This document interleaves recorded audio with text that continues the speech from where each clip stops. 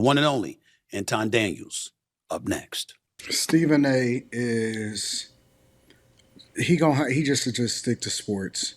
There's no point in him talking about popular culture. We've all basically came to the conclusion that Stephen A. Smith was a flip flopper a lot of times, and that he was trying to play both sides of the fence. At least that was my interpretation of it. The reason you go after black males or black people quicker than you will go after white males. What are white males? Hey, what's up, Radio? Are you on a live stream? What's going on? Did you get my text message? Yeah, that's why I called you. You said just call you. So you want me to say it? I mean, I don't know if you wanted to keep it like private or what. Content creators, let's rock. Stephen A. Smith wants you to come on his show on Monday. Tell Stephen A. Smith I'm there. Was that set up? Did he set up the phone call so he can publicly have his wife talk about Stephen A. Smith contacting him? He's a content creator. He's a good one too. Monday at 3:30 Eastern. All right, we doing it in person or we doing it online? Via Zoom, he said. All right, cool. We can do it. Tell him I'm in. Okay. All right, bye. Yeah. All right, well, next Monday at 3:30, me and Stephen A. Smith gonna get it in. We gonna get it popping. We're going to get it popping. You know what? You guys are right. You are absolutely right. I need to focus on the bigger picture. I can't focus on things as meaningless to me. Fuck the sector. Fuck these little content creators. Fuck them all. I don't have time. You know what, chat? You're right. You're absolutely, positively right. No point in getting involved in the foolishness. We're going to let the little kids and the little people that's playing in the dirt, we're going to let them play in the dirt. Don't worry about it. We going to get it. He said the baby content creators is on his neck. He said he going to let the baby content creators play in the dirt. He ain't going to give too much energy to people making videos about him. But he's loving it. He's getting more visibility. What they say, good press. All press is good press. He's definitely getting a lot of press right now. My guest is a Detroit-based YouTuber, business coach, and internet personality with more than 1 million subscribers across his social media platforms, known for his pop culture and conservative viewpoints. Please welcome for the first time the straight shooter, the one and only Anton Daniels. What's up, big time? How are you, man? How's everything? What's going on, Mr. Smith? How you doing?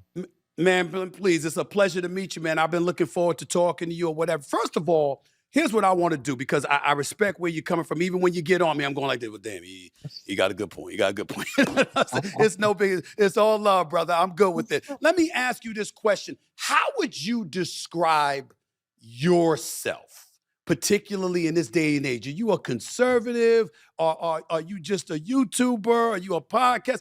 What would you say? What do you want the world to know you believe you are? These niggas in real life is frauds. Nigga, who Corey done beat up? Corey would have got the shit beat out of me. I would have beat the shit out of Corey. And I'm telling you, it is what it is. Dolly, get out the way. Don't get in the way of two niggas. Matter of fact, get the out of here. I'm sick of these hoes, man. I hate you hoes. I hate these masculine hoes that come up on here and think that they can say to me. What the f you talking about? I hate you hoes. I wouldn't define myself as a conservative first. I would define myself as a saint first. Saint? A saint, right? Here we go. The Stephen A. Smith interview with Anton Daniels. People have been kind of anticipating this. Anton Daniels, we all know, is a shock jock. Now he is proclaiming to be a saint. This is new. We've never heard this from Anton Daniels, but he knows the platform is huge that he is on. He's going to get great visibility from this Stephen A. Smith interview, and he's going to say some wild and outlandish things. He's not going to be cursing and doing all the crazy stuff that he be doing when he's talking to the black people. Now he knows there's a lot of other people watching and listening to this interview. And it's a difference between a Christian and a saint. A saint is a person that believes every word in the word, right? We don't differentiate. We don't pick and choose which part of the Bible we believe. Even if I'm not perfect or I'm not doing everything right. Sick of these hoes, man. I hate you hoes. I define myself by my belief in God. That's first, above all. They say that as a cop-out, but not wanting to actually say out loud exactly what they represent and who it is that they support, especially within the black community. It's not popular to say that you're a Republican. It's not popular to say that you're conservative. And so what people lean on is to say, well, I'm independent, in order to give themselves an out for what it is that they choose and not to be accountable for who they support. That's what really is happening. See, I don't believe in what people say. I believe in what people do. And right? somewhere in that transition, Anton's tone shifted. He didn't just get richer, he got colder. And the coldest version of his commentary was always aimed at black people. Just talk regular to me, bro. Because I'm not no I'm not talking. I'm gonna talk how the fuck I want to talk. Right. And I think that a lot of times people are peer pressured, especially today in the black community, to vote against their own best interest because it's not popular to do and you can't be a part of the cool kids club. And so even with you, I don't like the fact that you apologize for some of the things that you said, because you were absolutely right, especially and particularly against how Jasmine Crockett was representing herself. But because the woke mob decided that they wanted to make you the punching bag and to come after you, and they still don't support you and didn't accept your apology. Well, this is one good point by Anton Daniels. He had been talking about Stephen A. Smith for months, talking about how he likes to tread the middle of the line. He tries to have one foot on his side, one foot on the other side. He came out, apologized about what he said to Jasmine Crockett. Even though he apologized, the community and the Jasmine Crockett supporters still did not really accept his apology. They were still throwing darts at him. All Anton Daniels is saying, look, man, if that's what you felt, if those were your beliefs, you got to stand on it and stick with it. You can't be towing the lines. But in particular, and I'm saying it's not you, the Don Lemons, the Joy Reids, all of these people, they don't respect you unless you align with what they believe. And so even when it comes to diversity, equity, and inclusion, they don't believe in diversity unless it's aligned with what they believe, which goes against it. It's an oxymoron, right? It's hypocritical. And so even when you have an opinion, they don't believe in black Republicans. Mm-hmm. They only believe if you believe in them and diversity as it aligns with their agenda. That doesn't make sense. How can you want to have voices in every part of government, or voices that's different from yours, or representation, but you don't want representation when it doesn't agree with you? Right. People will throw darts at you if you are going against what the popular opinion is in the black community. We saw that with the Kamala Harris and the Donald Trump debates. There were tons of black folks that were voting for Donald Trump. We heard about all the arguments, all the fights amongst family members, amongst friends. I'm talking about husband and wives were fighting just because one black person decided to vote for Donald Trump instead of voting for Kamala Harris. I mean, Anton is right about this. Like, I can disagree with you on a particular issue, but it doesn't mean that I remove your right to vote or your humanity, or I can't agree with you on this other issue.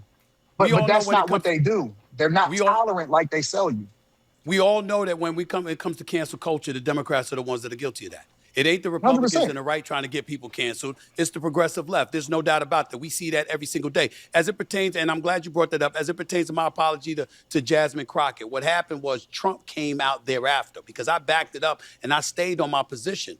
Well, not just the first time, but the second time. But then Trump came and used that as an excuse to start questioning our IQ and the intelligence of this black woman. And I didn't want to be a part of that. That's why I apologize for it. I have no problem apologizing if I'm wrong. I have no problem apologizing if I've made somebody feel a certain kind of way.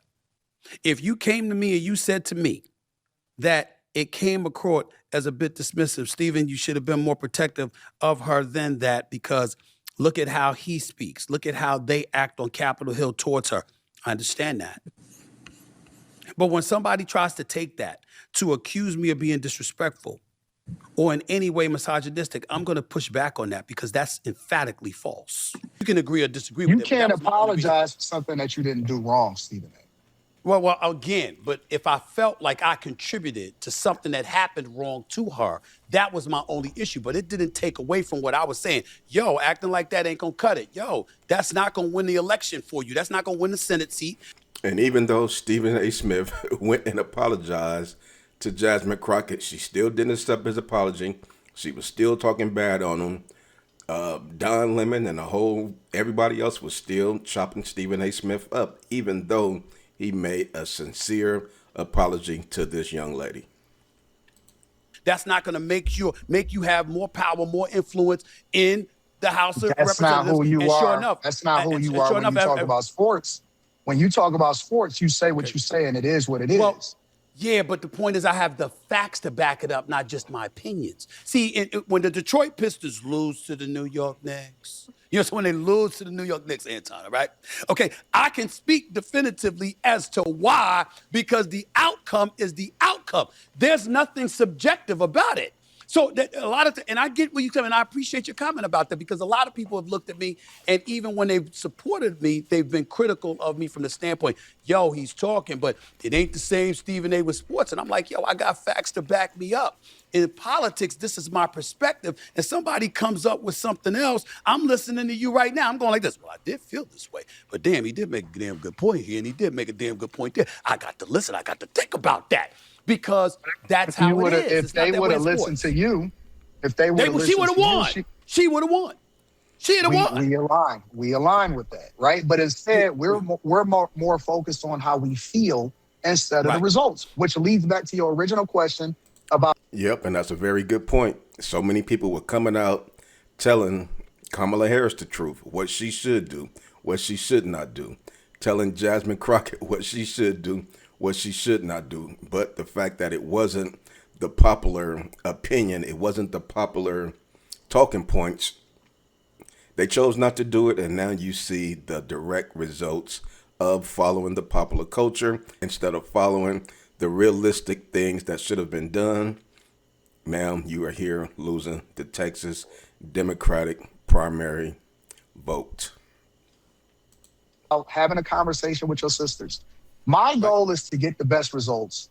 And ultimately, sometimes I can't even be the nice person to you because I have to be the best person for you, right? Okay. I kind of look at it, especially when it comes to women, because there are women that I still protect in my family and stuff like that, right?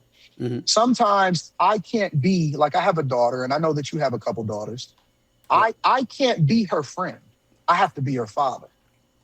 Mm-hmm. You see what I'm saying? So sometimes she doesn't know what's best for her, which I can lead her through that with a conversation, but more importantly, I need to educate her at the same time.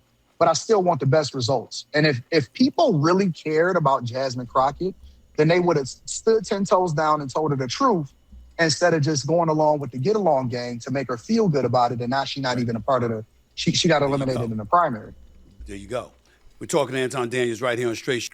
One thing about this interview with Anton Daniels and Stephen A. Smith, this is kind of a similar type interview that people was hoping and expecting to see with Corey Holcomb and Anton Daniels, but we know what direction that went in.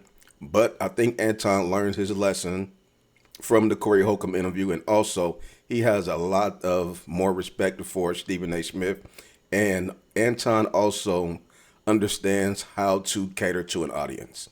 Stephen A. Smith audience is not the same as Corey Holcomb audience. So Anton Daniels is delivering a different version of Anton Daniels. Kind of like Charleston White. Charleston White knows if he goes on a hood or ghetto YouTube platform, he's going to give you hood and ghetto material. If Charleston White went on Stephen A. Smith, Charleston White would be a different person. Look at Anton Daniels. He's not cursing. He's not talking down on the black. He's not doing the Anton Daniels things that we have hated Anton Daniels for. What's the hardest part about being a black conservative?